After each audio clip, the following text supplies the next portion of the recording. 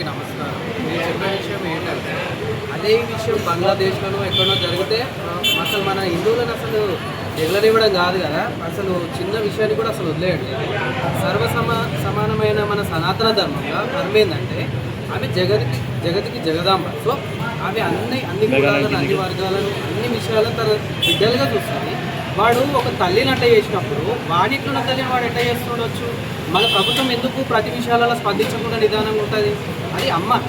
నేను చెప్పే విషయం ఏంటంటే ప్రభుత్వానికే కానీ మీడియా మిత్రులు అందరికీ కానీ అమ్మని అమ్మ విధంగా చూడనోడు వాళ్ళకి మనం ఎందుకు ఎక్స్పెక్ట్ చేయాలి? చెప్పండి. మన స్థానంలో వాళ్ళ స్థానంలో మనం ఉంటే ఇప్పుడు మనమే ఆ పని చేసినామో ఫర్ ఎగ్జాంపుల్ మనం అనుకున్నాం. సో వాళ్ళు ఊపుకుంటుండేనా? ఊక్కోకపోతే డ్యామ్ షూర్ ఊక్కోక ఉంటుండే. ఇది మన సర్వమత సమ్మేళనం కాబట్టి అన్ని మన అసలు హిందువులు చేసే మొట్టమొదటి తప్పు ఏంటంటే అన్ని మన విషయాలే, అందరూ ఒకటే అనుకోవడం మూర్ఖత్వం. అసలు అన్నిటికన్నా గొప్పది హిందూ ధర్మం.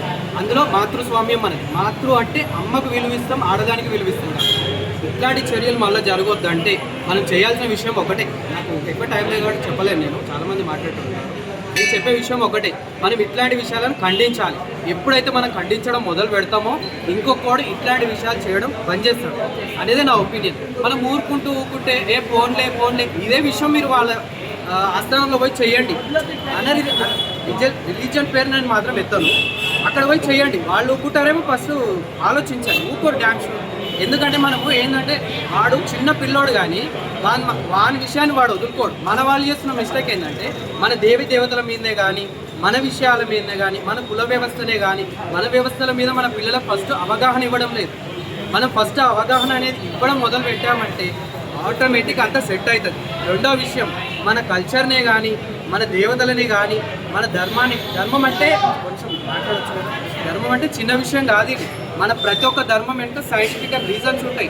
మన ఆరోగ్యమే కానీ, మన పూర్వీకులు బతికే విధానమే కానీ, మన టోటల్ విషయాలు ఉన్నాయి ఇలా. కాబట్టి నేను చెప్పే విషయం ఏంటంటే మనం ఇట్లాంటి విషయాలను ఎంత తొందరగా ఖండిస్తే అంత మంచిది. ఊరుకోవద్దని నేను అందరికీ మనవి చేస్తున్నాను. నమస్తే.